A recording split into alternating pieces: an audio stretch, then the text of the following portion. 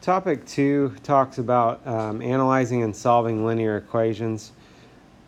We're going to kind of ease into things a little bit here, so I've called this lesson 2-0.5. It's before 2-1. So what we're going to talk about today is about solving equations by combining like terms. The first lesson in the book is very similar to this, but this is just a little bit more intro to it before we get into things a little bit more. So first of all, we talk about combining like terms. What are like terms? Well, like terms are things like just plain numbers. If we have just plain numbers or constants, as we call them, those are like terms. So for example, 8 and 4, -3 and 5. Actually, all of those would be like terms. And then we could have variable terms like 4x and 5x. Those would be like terms. -3y and 7y. Those would be like terms. The bottom one I've got crossed out. Those are not like terms. 4x squared and 5y squared. Those are not like terms because the variables are different. We don't know what those variables are equal to. They might happen to be equal to the same number, but if they're not equal to the same number, we can't combine those. So there's a lot more numbers that are not the same than that are the same. So chances are those variables are not equal to the same number and therefore cannot be combined. And that's the purpose of this. That's the reason why we care about like terms, is because if we have like terms in an equation or an expression, we can combine them together. And that's going to make it easier for us. It's going to help our process as we solve an equation.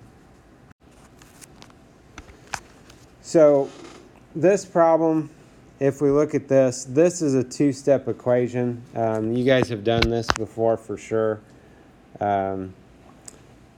If you look on the left side of the equation, we have a 3x plus 5. One has an x, one doesn't have an x. Those are not like terms, so we can't combine those together. Our goal on this problem is to solve this equation. We're trying to solve this. We're trying to figure out what x is equal to. So what we're going to be doing is we're going to be doing opposite operations. So what we're going to try to do here, we're going to try to get this variable term by itself. We can't do this in one step. That's why they call it a two-step equation. It takes 2 steps. So we can't just do one thing and then get x equals something. We can do one thing and get 3x equals something, though, which gets us closer to the answer. So what we're going to do is, besides the 3x over on that side of the equation, we can see they're adding 5. So we're going to do the opposite. We're going to subtract 5. And we're going to subtract 5 on both sides of the equation. If two things are equal, if we do the same thing on both sides, we keep this equal. Okay, imagine a balance. If two things are balanced, we take away 5 from both sides, they're still balanced. Okay, so 5 minus 5 is 0, so those cancel out. And then we're left with, on the right side, 8 minus 5 is 3. And then our final step is we have a 3x. Those are right next to each other, means they are being multiplied, and so we need to divide. So we divide by 3 on both sides. 3 divided by 3 is 1, so that's like 1x, which is just the same as x. And then on the right side, 3 divided by 3 is 1. So x equals 1 would be our solution to this equation. The nice thing about these problems is once you get an answer, you can check your answer and see if you got it right or not. Check your answer by substituting it back into the original equation. So once I get this answer, I put a 1 in place of the x and see whether this works or not. So order of operations, I'm going to multiply first. 3 times 1 is 3. And 3 plus 5 is 8, so I know that I have the right answer. Look at number 2. This one is a little bit different. What's different on this is that on the left side of the equation, we have like terms. So like I mentioned earlier, if you have like terms, those can be combined together if they're on the same side of the equal sign. So the 2x and the 5x we can combine together. So combining those together would give us 7x. Okay, kind of like, 2 plus 5 is 7. If you take 2 times something and 5 times something, and you're adding those together, that's the same as taking 7 times something. Okay, once we get to that point, we are now at a two-step equation like we were on the last problem. So this should be a little bit more familiar now. So we're going to try and get our variable term. We're going to try and get the 7x by itself. If it helps you, you can put a box around that if that helps you to identify what it is that you're doing next. And then you can see besides that they're subtracting 3. We're going to do the opposite. We're going to add 3 on both sides. So 11 plus 3 is 14. And then at this point we got one more step. The variable is being multiplied by 7, so we would want to divide by 7 on both sides. So 14 divided by 7 is 2. X equals 2 would be our answer for this problem. What's different on this one is that in the original equation we actually had 2 x terms. So if you were checking this, you would have 2 places that you would be substituting a 2 in place of the x. And then over at the left side there, if we were working this out, multiplication comes before addition and subtraction. So we could go ahead and say 2 times 2 is 4. We could go ahead and say 5 times 2 is 10. And then it's a question mark there because we're seeing if these are equal. Add and subtract from left to right, so 4 plus 10 is 14. And then 14 minus 3 is 11, so it does work. So again, just the difference on this problem was that first step of combining those like terms together. So this problem, once again, we have some like terms on the same side here.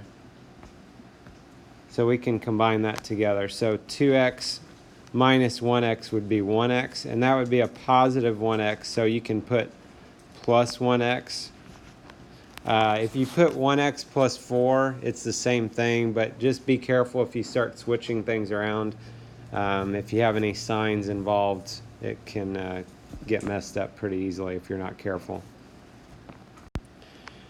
Our next goal is getting this variable term by itself. So getting this positive 1x by itself. This time we have the constant first and then the variable term. So just to give you a little bit different look here.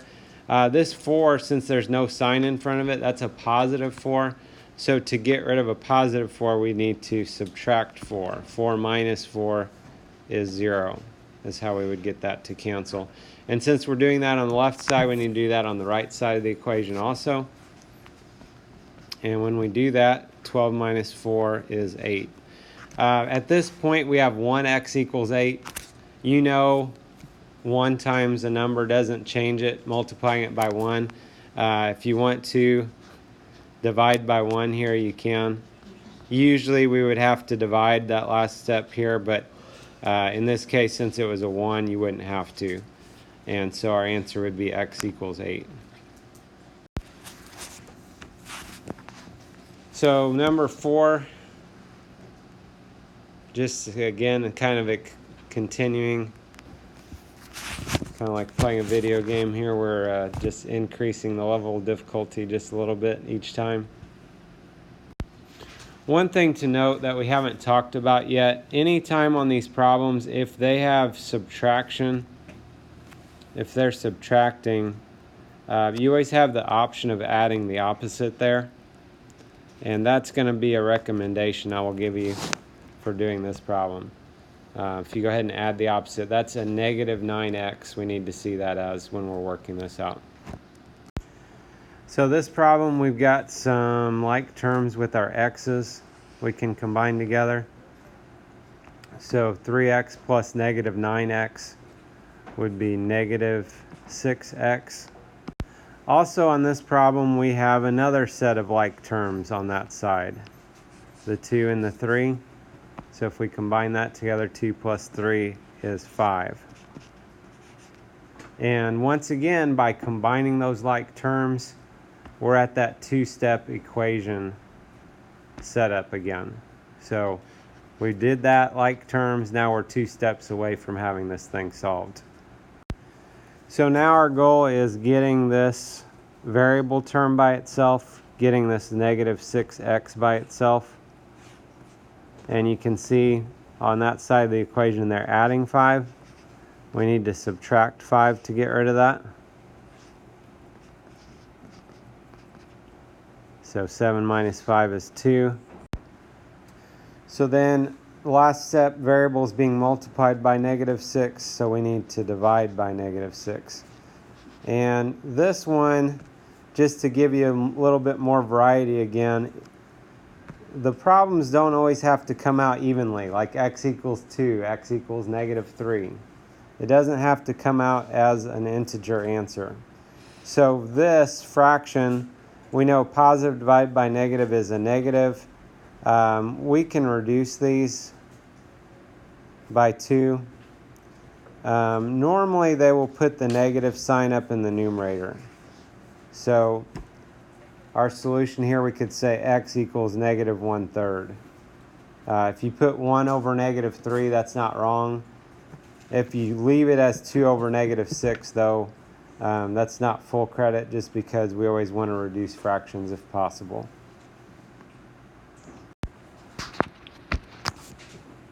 So number 5, just to show another different thing that could happen here. This is actually just a 2-step equation. It's just that it's a little different than the ones we've looked at so far. Our goal, once again, first of all, is getting the variable terms, or the variable term by itself. Notice we don't have any like terms that can be combined, either on the left side or the right side. And by looking for like terms, we're just blocking out the other side. I'm looking at this. Do we have any like terms? No. I'm looking at this. Well, there's only even one term over there, so obviously there's no like terms to combine. So on this one, besides the variable on the left side, they're adding 7, so we would want to subtract 7.